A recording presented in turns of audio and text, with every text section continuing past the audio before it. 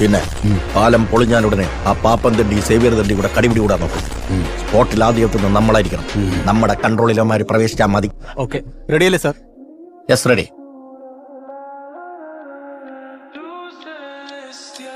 Blast സംഭവിച്ചിരിക്കുകയാണ്. ചരിത്രപ്രധാനമായ ഇതാരും അതെന്നാണ് അത് കഴുകൻ?